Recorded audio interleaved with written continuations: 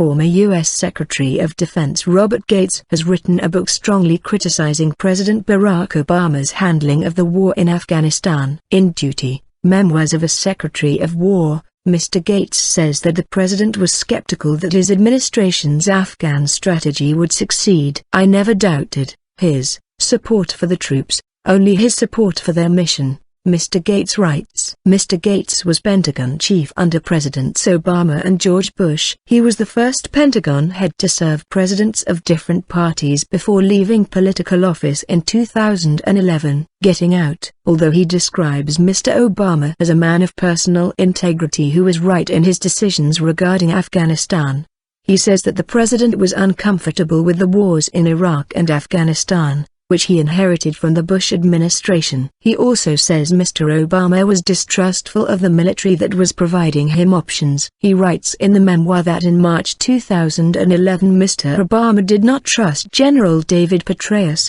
the U.S. military commander in Afghanistan in 2010-11, and could not stand Afghan President Hamid Karzai.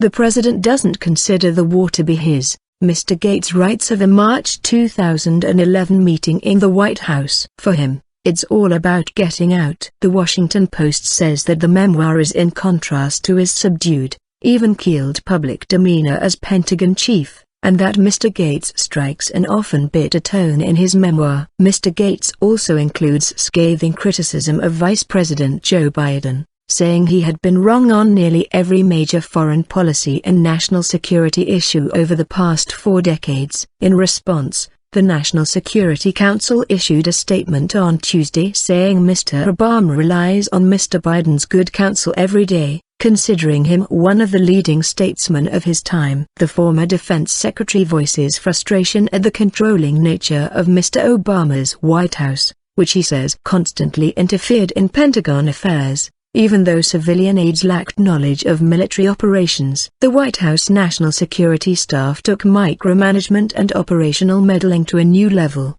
he writes, comparing their approach to that of the Nixon era of the 1970s, all too early in the administration. Mr. Gates writes, suspicion and distrust of senior military officers by senior White House officials, including the president and vice president, became a big problem for me as I tried to manage the relationship between the commander-in-chief and his military leaders. A former White House advisor, David Axelrod, told NBC News Today program he was surprised by the criticism in the defense chief's book. "He always indicated that he had a good working relationship with the president," Mr. Axelrod said. However, Mr. Gates does give credit to the president for approving the raid on Osama bin Laden's compound in Pakistan, which he himself initially opposed, describing it as one of the most courageous decisions I had ever witnessed in the White House.